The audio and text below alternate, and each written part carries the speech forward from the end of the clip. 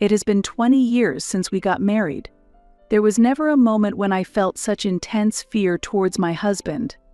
How much do you earn?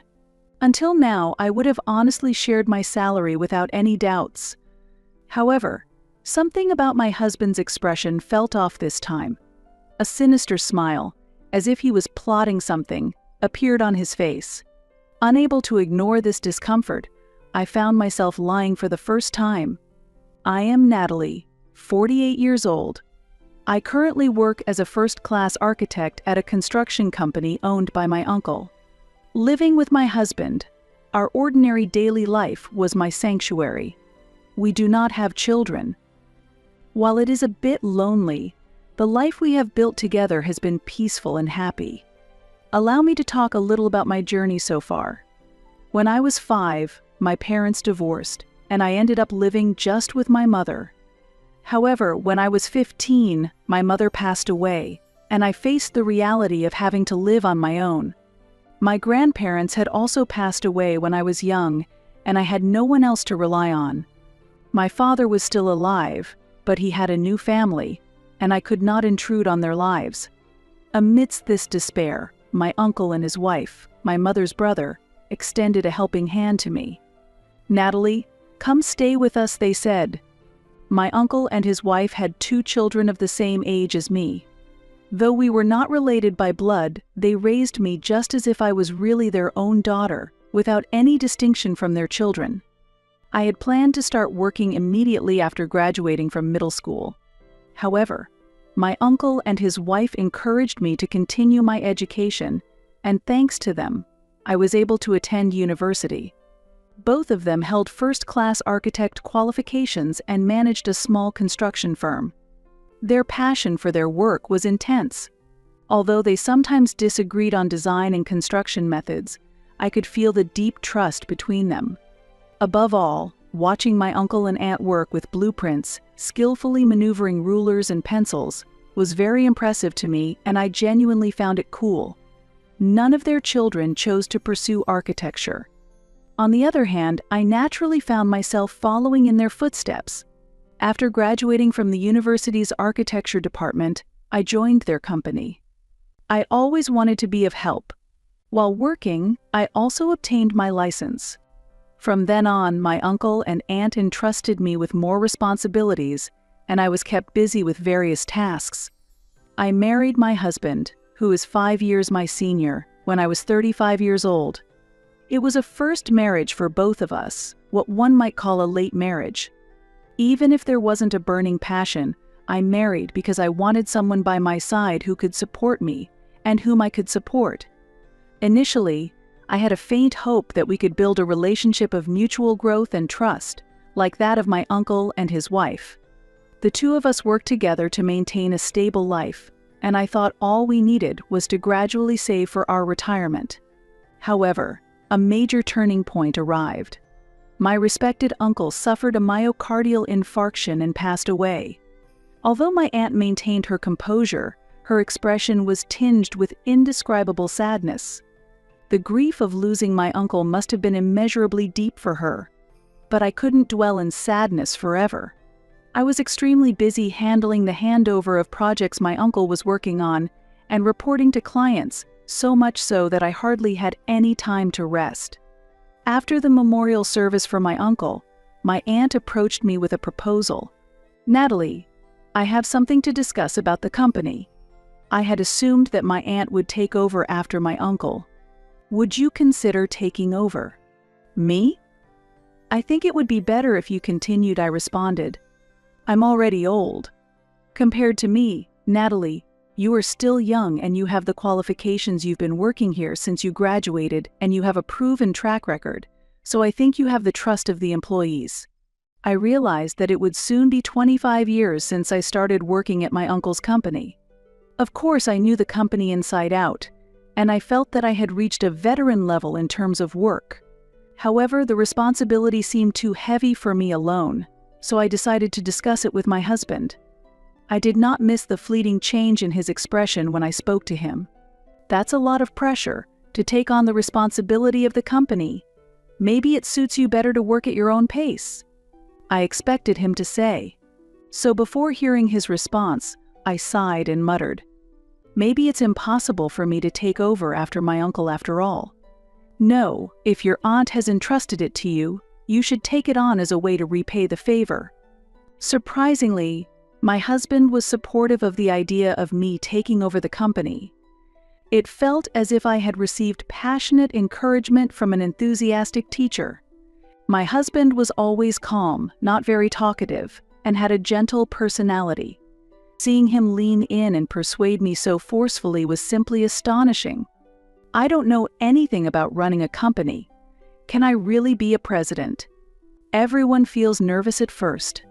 Are you going to give up without even trying?" "You're right."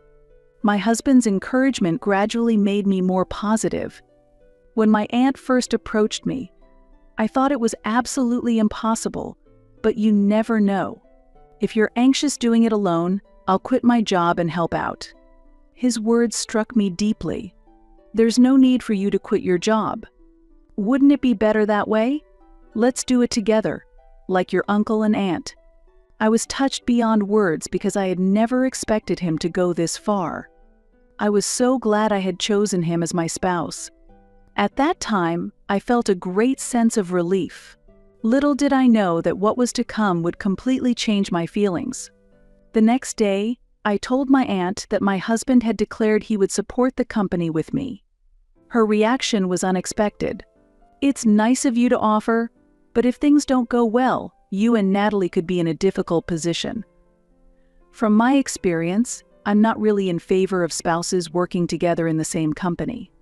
The relationship between my uncle and aunt that I had observed seemed wonderful, but the reality was that being constantly together, both at home and work, led to endless arguments. That's why I think my aunt was worried about our future relationship as a couple and warned us. I accepted my aunt's advice and shared it with my husband. I was getting motivated. My husband seemed dissatisfied, so when I told him, "I've already settled this with my aunt, there's nothing we can do," he suddenly became angry, saying, "You're the president, right? You need to speak up more." Honestly, since my husband only had experience in administrative work, there really wasn't any practical job to offer him. However, stating this fact outright could shatter his feelings. The presence of my aunt reassured me that things would somehow work out. "If there's any trouble, please advise me again," I told my husband, trying to appease him for the time being. However, I felt conflicted after seeing a different side of him. He had so confidently said, "I'll support you," that I convinced myself everything would be fine. That's how I began my journey as the president of the company. Soon I started to notice changes in my husband's appearance and behavior. He began to pay more attention to his appearance and started wearing expensive watches and clothes. He began collecting brand-name handkerchiefs, ties, wallets, and bags. Since we split our monthly living expenses in half from our salaries, the remainder of each of our salaries was freely used as personal spending money. Despite our decision to save a certain amount for retirement, my husband was flipping through a brand catalog, admiring his newly purchased shoes.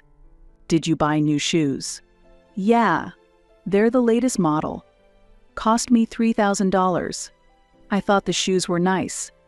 But just last month, he boasted about buying a new watch for $7,000. Lately, his spending seemed excessively lavish. Is it really okay to keep buying such expensive things? It's fine. You're the president, yet you lack desires. I'm helping the economy by spending money in your stead. I wanted to object to his logic, but since he wasn't using my money, I refrained from commenting. Yet, his behavior grew increasingly flamboyant. "My parents are planning to go to Korea next month," he mentioned. "Weren't your parents on a trip this month too?" His parents had already been to Guam and Hawaii this year for vacations. Given the frequent travels and the modest lifestyle funded primarily by agriculture, I wondered where my in-laws were getting the money to fund such trips. Now retired from work, they had sold the farmland, but that wouldn't have brought in a substantial sum. When I voiced my thoughts, my husband proudly declared, "Of course it's my money. I'm just being filial." Why all of a sudden? You've never done this before. It's obvious, isn't it? I have the money now, so it's only natural to spend it on my parents. You might not understand this, Natalie, since you don't have parents. I was stunned by his words that seemed to mock my lack of parents. He had never belittled me like this before. I stood there dumbfounded, while he remained utterly indifferent. I've been wanting to ask, is the president's salary really that good? His eyes seemed to hold nothing but avarice, as if money was his only interest. How much do you make? Your salary alone should be enough for both of us. I plan to give mine to my parents. Show me your bank book. Feeling a wave of disgust as he reached out his hand, I didn't want to reveal anything to such a person. Internally screaming, I lied. My salary? It's $1,500 a month. $1,500? That can't be right. Just because I'm the president doesn't mean I earn a lot. We're not making that much money. You call yourself a president with that salary. I didn't become president for the money, it's for the company. With a mix of anger and sadness, I walked away from the conversation.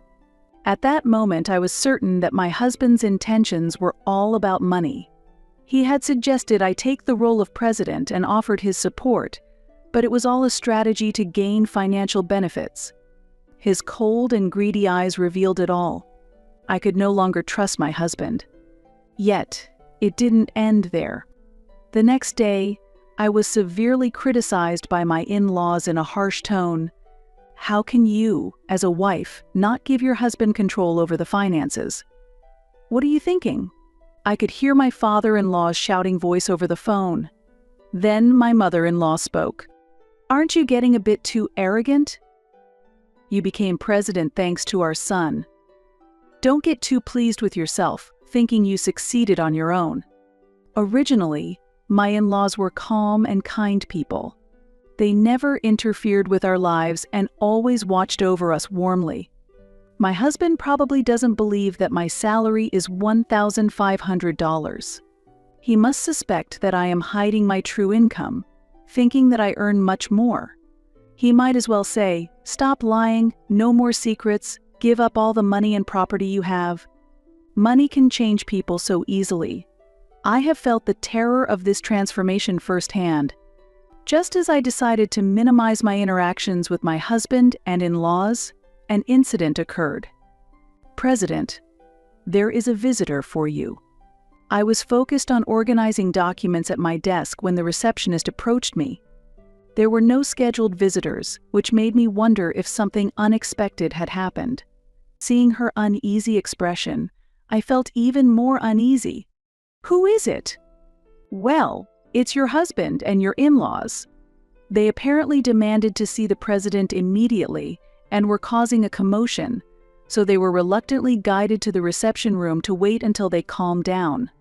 As I sighed, my aunt, who had been listening, gently spoke up, understanding how I felt. Natalie, I'll come with you. Having previously confided in my aunt about my husband and in-laws, she was ready to support me. Thank you, Aunt. Together with my aunt, I nervously opened the door to the reception room.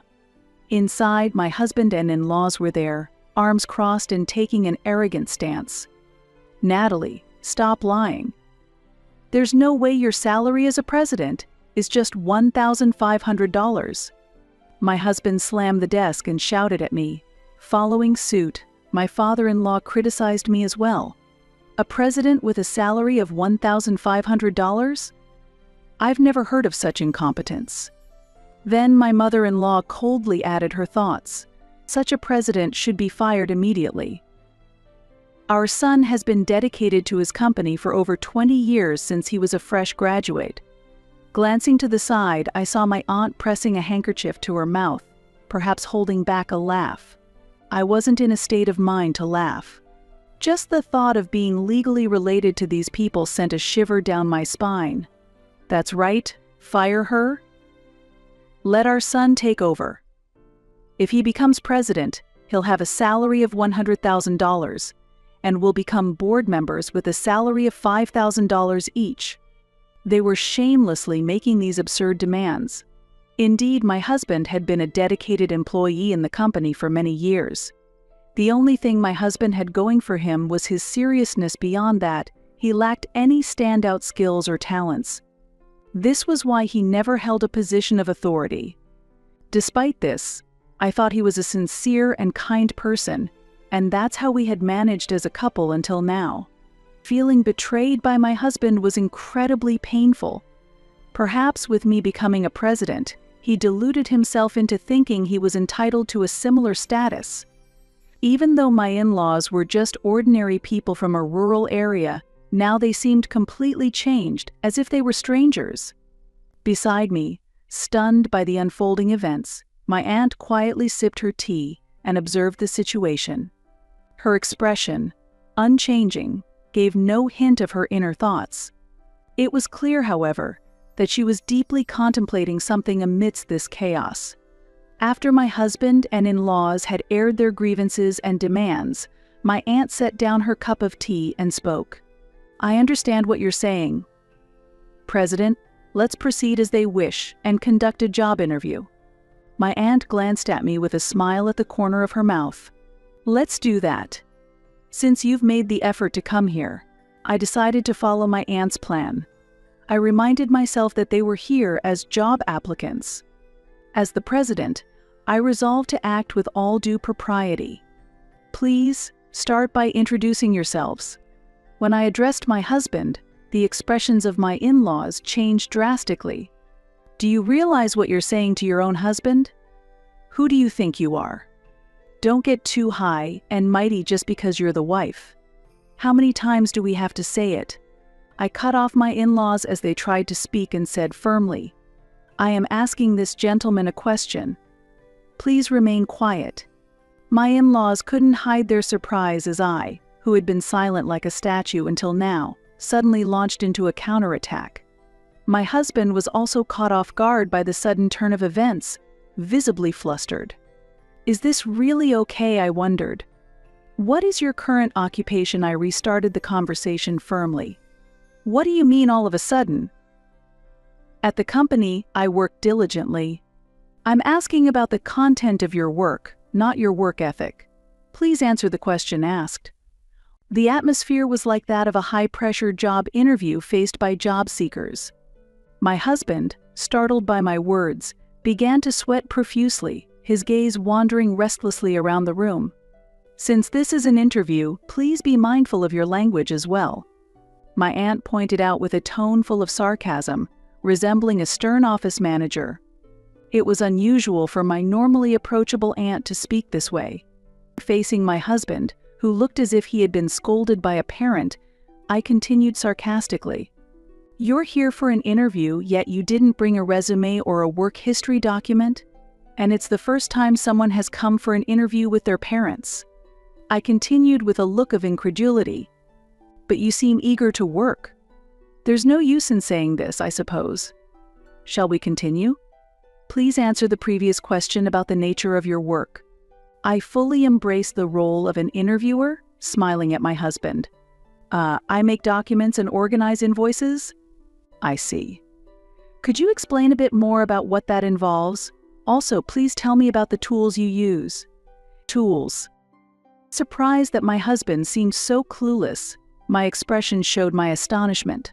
I need to keep my composure. "Then, please explain in detail how you organize the invoices." I calculate each invoice with a calculator, then I compare the figures with the delivery notes. Calculating each one with a calculator? That sounds time-consuming. Are you mocking me? I'm working diligently. It's clear he's not understanding the purpose of my questions. Understood.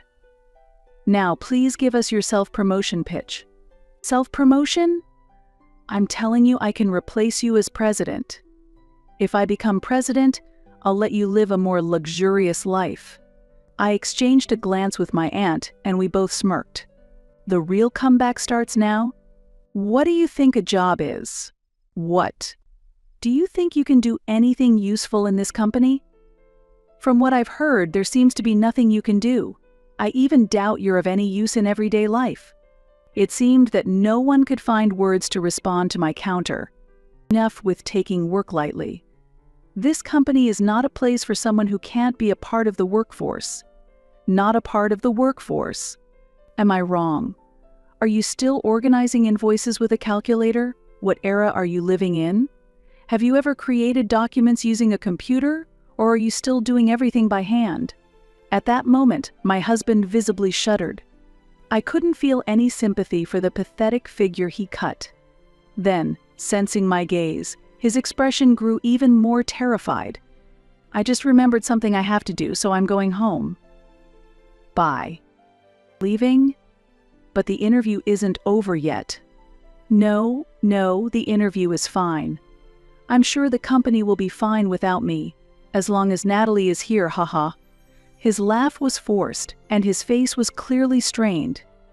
I decided it was time to fulfill my responsibilities as a wife one last time. You've forgotten this. I handed him the divorce papers.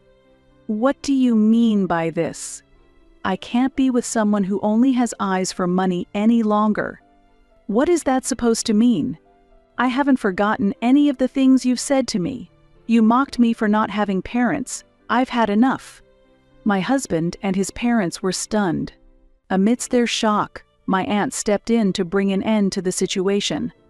Thank you for coming today. We will inform you about the result of the interview separately. She then escorted them out of the building. Such appalling people, really. I'm sorry for involving you in this mess. Don't worry about it. It's astounding how much people can change when money is involved. I could only agree with my aunt's words. Afterwards, my husband and I proceeded with our divorce through lawyers. During the divorce process, it was proven that my salary was indeed $1,500. However, this figure did not include board member remuneration or qualification allowances. Ideally, these should have been added to my monthly salary, but according to the arrangement I had set up, these allowances were to be received together with my bonuses. I simply adopted the same method my uncle used because there was no particularly deep reason for doing otherwise.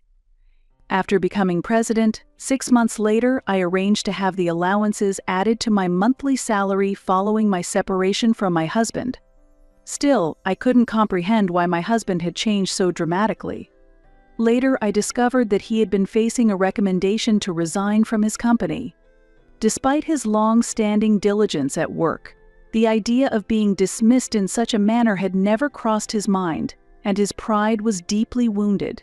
He couldn't bring himself to tell me about his impending dismissal, and during this time I was asked to take over as president.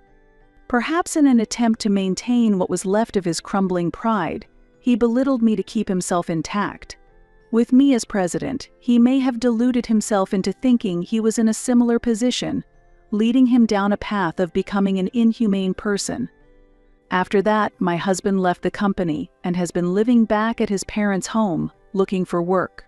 If he hadn't led such a lavish lifestyle, he might have been able to maintain a more comfortable life. The savings he once had quickly dwindled, and now his bank account was nearly empty. This whole ordeal has been a stark reminder of how money can profoundly change people. Feeling the terrifying power of money, I was deeply affected. President, let's take a short break. I was absorbed in the blueprints, working tirelessly, when my aunt approached and suggested a pause. Since the divorce, I felt a bit more at ease at work. Thanks to this newfound peace, this quarter's sales have been progressing well, and we're on track to meet our goals. I'm pleased to share some good news about a bonus increase with the employees. I'm truly grateful that Natalie took over. My aunt said as she sipped her tea. I don't know what you're talking about. I'm the one who should be thankful. It's because of you, Natalie, that we've made it this far. You've always been kind and strong, even from a young age. My judgment wasn't wrong. Thank you. I was at a loss for words and quickly drank my tea. Suddenly, tears started to spill over. Am I being of any help, even if only a little? I quietly placed the cup back on the desk and continued with my work.